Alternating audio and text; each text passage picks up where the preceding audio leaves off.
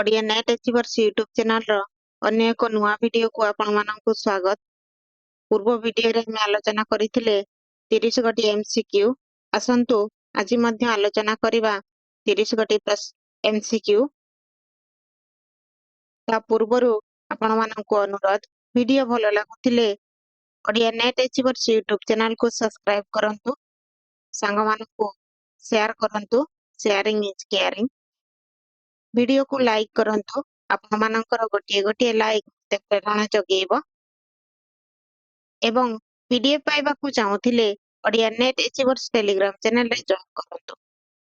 आसंतु आलोचना करिबा कोइली, भोजन, ज्योतिषा और चंपू संपर्क रे 30 गोटी प्रश्न उत्तर।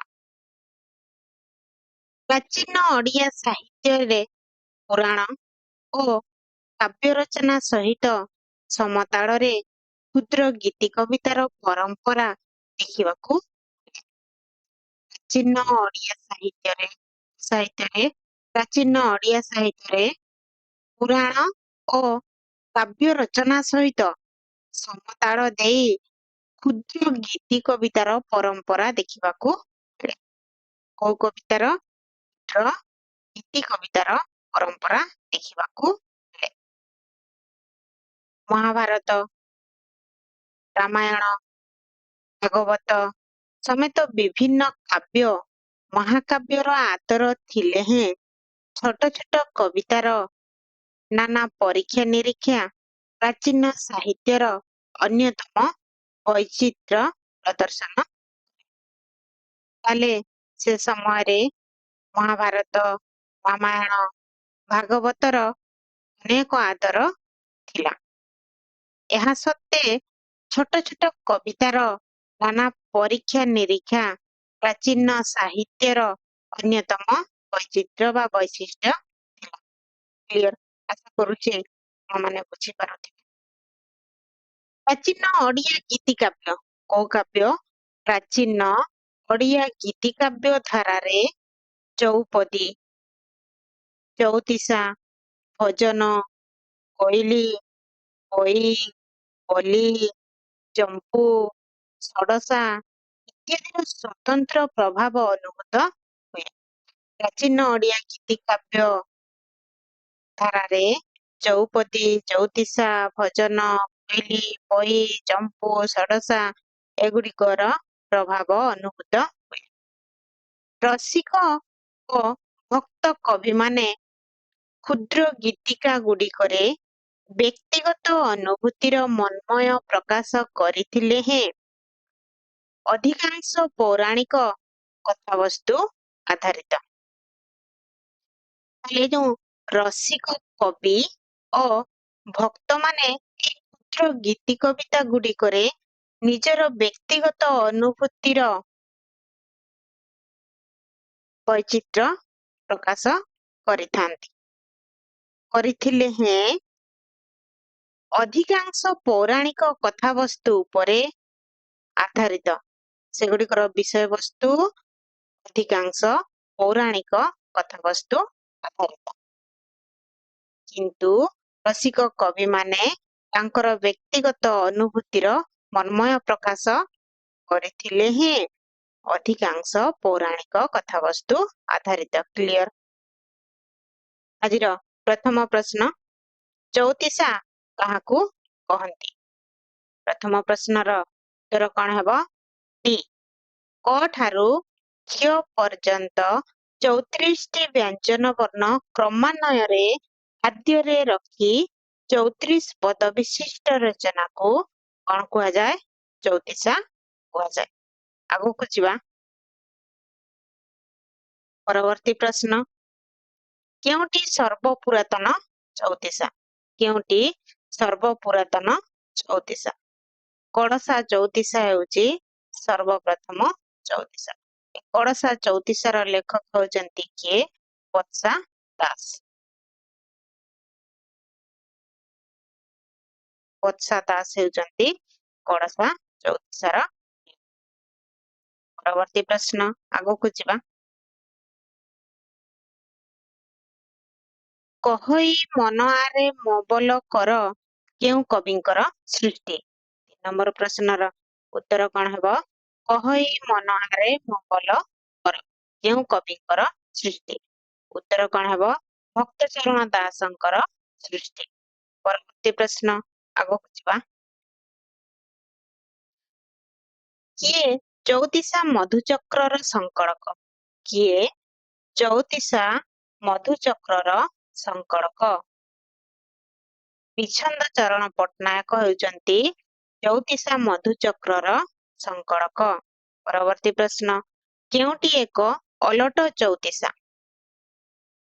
ଅଲଟ ଚଉତିଶା ମାନେ କଣ? କ କ କ ପ୍ରଥମ ଅକ୍ଷର କ, ତାପରେ ଖ, ତାପରେ ଗ, ଏମିତି କ୍ଷୟ ପର୍ଯ୍ୟନ୍ତ ପ୍ରଥମ କ ଖ ଠାରୁ କ୍ଷୟ ପର୍ଯ୍ୟନ୍ତ ବର୍ଣ୍ଣକୁ ନେଇ ରଚନା କରାଯାଉଥିବା ଚଉତିଶା ରଚନା କରାଯାଇଥାଏ ଚଉତିଶାକୁ। କିନ୍ତୁ ଅଲଟ ଚଉତିଶା ତଳ ଆଡୁ ରଚନା କରାଯାଇଥାଏ। ଫାଷ୍ଟ କ୍ଷୟ ବର୍ଣ୍ଣ, ତା ପୂର୍ବରୁ କଣ ହ, ଏମିତି ରଚନା କରିକି ଲାଷ୍ଟରେ କଣ ବର୍ଣ୍ଣ ଆସିବ? କ। ତା ମାନେ ଏଇ କ୍ଷୟକୁ ଓଲଟେଇକି କ୍ଷୟଟା ଫାଷ୍ଟ ଆସିବ ହେଲା, ତାପରେ ହ ଆସିବ। ଚଉତିଶାରେ ପ୍ରଥମେ କ ଆସିଛି, କିନ୍ତୁ ଅଲଟ ଚଉତିଶାରେ ପ୍ରଥମେ କୋଉ ବର୍ଣ୍ଣ ଆସିବ? କ୍ଷୟ ବର୍ଣ୍ଣ ଆସିବ। ଆଶା କରୁଛି ଆପଣ ମାନେ ବୁଝିପାରୁଥିବେ। ତାହେଲେ କେଉଁଟି ଏକ ଅଲଟ ଚଉତିଶା? 5 ନମ୍ବର ପ୍ରଶ୍ନର ଉତ୍ତର କଣ ହେବ? ଭୀମ ଭୋଇଙ୍କ କ୍ଷିତିମଣ୍ଡଳେ ଦେହ ବହି ଏକ ଅଲଟ ଚଉତିଶା। ଆଗକୁ ଯିବା। ପରବର୍ତ୍ତୀ ପ୍ରଶ୍ନ କ ସ୍ତମ୍ଭ ଖ ସ୍ତମ୍ଭ।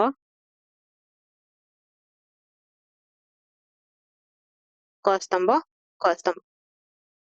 ଦୀନକୃଷ୍ଣ ଦାସଙ୍କର କୋଉ ଚଉତିଶା? ଆର୍ତ୍ତତ୍ରାଣ ଚଉତିଶା। ଦୀନକୃଷ୍ଣ ଦାସଙ୍କର ଆର୍ତ୍ତତ୍ରାଣ ଚଉତିଶା। ତାହେଲେ ଏକର ଆଇ, ଡି ହବ ୟାର ଉତ୍ତର। 2ର ଟ୍ରିପୁଲ ଆଇ, କବି ସୂର୍ଯ୍ୟଙ୍କର କୋଉ ଚଉତିଶା? 2ର ଆଇ, ଯାଇ ଫୁଲ ଚଉତିଶା। ତାପରେ 3ର ଆଇଭି, ନରେନ୍ଦ୍ରଙ୍କର ପ୍ରାଣବନ୍ଧୁ ଚଉତିଶା। କୃତିବାସଙ୍କର କୋଉ ଚଉତିଶା? ବାଲୁଙ୍କେଶ୍ୱର ଚଉତିଶା। ଉତ୍ତର ହେବ ଡି। ପରବର୍ତ୍ତୀ ପ୍ରଶ୍ନ ଆଗକୁ ଯିବା। କେଉଁଟି ଅକ୍ଷର ନିୟମ ଗୀତିକା ନୁହେଁ? କେଉଁଟି ଅକ୍ଷର ନିୟମ ଗୀତିକା ନୁହେଁ? ଭଜନ। ଭଜନ ଅକ୍ଷର ନିୟମ ଗୀତିକା ନୁହେଁ। ପରବର୍ତ୍ତୀ ପ୍ରଶ୍ନ ଉପେନ୍ଦ୍ର କେଉଁ କାବ୍ୟଟି ଚଉତିଶା ରୀତିରେ ରଚିତ? ଉପେନ୍ଦ୍ର ଭଞ୍ଜଙ୍କ କେଉଁ କାବ୍ୟଟି ଚଉତିଶା ରୀତିରେ ରଚିତ? ରସପଞ୍ଚକ। ଉପେନ୍ଦ୍ର ଭଞ୍ଜଙ୍କର ରସପଞ୍ଚକ କାବ୍ୟଟି ରୀତି କାବ୍ୟରେ ରଚିତ। ରୀତି କାବ୍ୟରେ ନୁହେଁ, ଚଉତିଶା ରୀତିରେ ରଚିତ। ପରବର୍ତ୍ତୀ ପ୍ରଶ୍ନ ଆଗକୁ ଯିବା। କେଉଁଟି ପ୍ରଥମ କୋଇଲି? କେଉଁଟି ପ୍ରଥମ କୋଇଲି?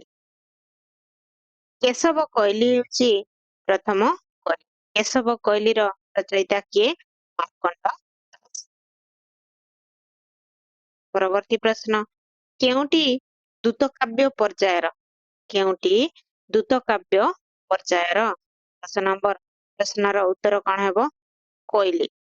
ଦୂତକାବ୍ୟ ମାନେ କଣ? କରୁ କବିମାନେ ମେଘକୁ ଦୂତ କରୁଥିଲେ। ମେଘକୁ ପ୍ରଣୟିନୀ ପାଖକୁ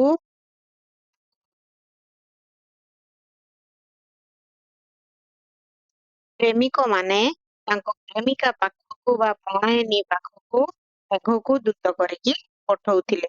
କିନ୍ତୁ ଏଇ କୋଇଲିରେ ଶ୍ରୀକୃଷ୍ଣ ଯେତେବେଳେ ମଥୁରାକୁ ଯାଇଛନ୍ତି, ଯେହେତୁ ଶ୍ରୀକୃଷ୍ଣଙ୍କ ରଙ୍ଗ କଳା ଏବଂ କୋଇଲିର ରଙ୍ଗ ମଧ୍ୟ କଳା, ତେଣୁ ତାଙ୍କ ମାତା ଯଶୋଦା କୋଇଲିକୁ ଦୂତ କରିକି କହୁଛନ୍ତି ଶ୍ରୀକୃଷ୍ଣ ପାଖକୁ ପଠେଇବା ପାଇଁ। କହୁଛନ୍ତି କୋଇଲିର ଖଣ୍ଡ କ୍ଷୀର ଦେବି ମୁଁ ବୋଲି କୋଇଲିକୁ କହୁଛନ୍ତି। ତେଣୁ କୋଇଲି ଗୋଟିଏ ଲୋକପ୍ରିୟ ପର୍ଯ୍ୟାୟ। ଆଗକୁ ଯିବା ପ୍ରଶ୍ନ। କ ସ୍ତମ୍ଭ ଖ ସ୍ତମ୍ଭ 11 ନମ୍ବର ପ୍ରଶ୍ନର ଉତ୍ତର କଣ ହବ? କାନ୍ତ କୋଇଲି ବଳରାମ ଦାସ। ଗୋଟେ ଜାଣିଥିଲେ ଆପଣ ମାନେ ସବୁ ପ୍ରଶ୍ନର ଉତ୍ତର କରିପାରିବେ। 1 ନମ୍ବରର ଆଇଡି ତାହେଲେ ଏ ହବ यार ତ କହିଲି ବଳରାମ ଆସିଲା 2ର ତ୍ରିପୁରା। ବାରମାସୀ କୋଇଲି ଶଙ୍କର ଦାସ। କେଶବ କୋଇଲି ମାର୍କଣ୍ଡ ଦାସ। ଯଶୋଦା କୋଇଲି ଦନେଇ ଦାସ। ପରବର୍ତ୍ତୀ ପ୍ରଶ୍ନ ବୁଝିବା।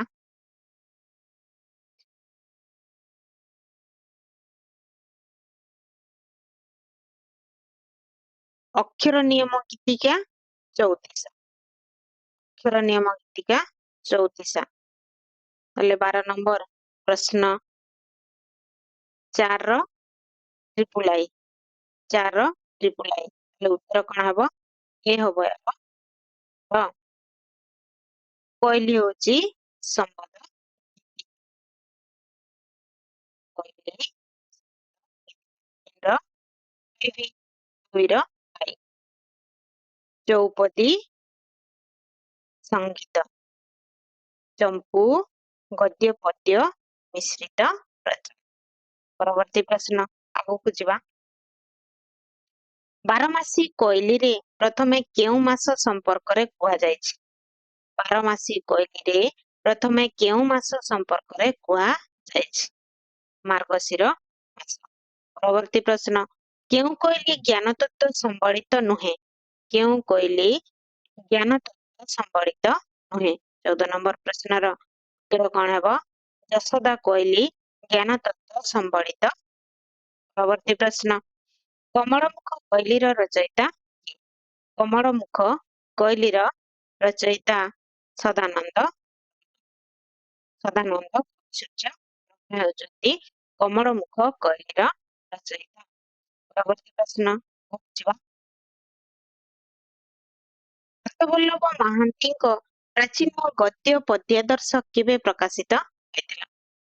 ହସ୍ତବଲ୍ଲଭ ମହାନ୍ତିଙ୍କ ପ୍ରାଚୀନ ଗଦ୍ୟ ପଦ୍ୟାଦର୍ଶ କେବେ ପ୍ରକାଶିତ ହୋଇଥିଲା? 16 ନମ୍ବର ପ୍ରଶ୍ନର ଉତ୍ତର କଣ ହେବ? 1932 ମସିହା। ପରବର୍ତ୍ତୀ ପ୍ରଶ୍ନ ଓଡ଼ିଆ ଗୀତିକାବ୍ୟର ଲେଖକ କିଏ? ଓଡ଼ିଆ ଗୀତିକାବ୍ୟର ଲେଖକ ହେଉଛନ୍ତି ଜାନକୀ ବଲ୍ଲଭ ମହାନ୍ତି। ପରବର୍ତ୍ତୀ ପ୍ରଶ୍ନ ଆଗକୁ ଯିବା। କେଉଁ ଆଲୋଚକ କିଶୋର ଚନ୍ଦ୍ରାନନ୍ଦ ଚମ୍ପୁକୁ ଏକ ଚମ୍ପୁ ନୁହେଁ ବୋଲି କହିଛନ୍ତି?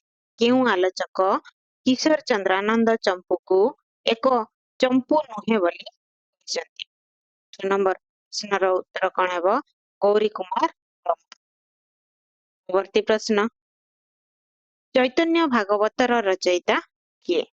ଚୈତନ୍ୟ ଭାଗବତର ରଚୟିତା ହେଉଛନ୍ତି ଈଶ୍ୱର ଦାସ।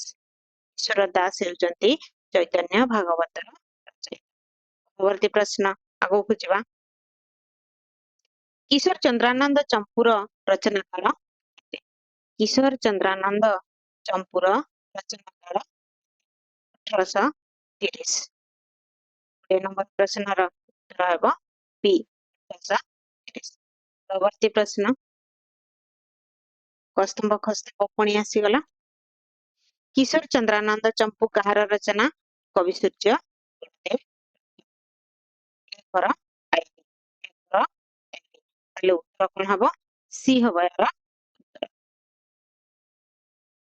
ତାପରେ ଦେଖିବା 2ର ଟୁଆଇ ଜୀବନ ଚମ୍ପୁ 3ର ଆଇ ମହିମା ଭଜନ ଚମ୍ପୁ ଅନନ୍ତ ଚରଣ ବାବୁ।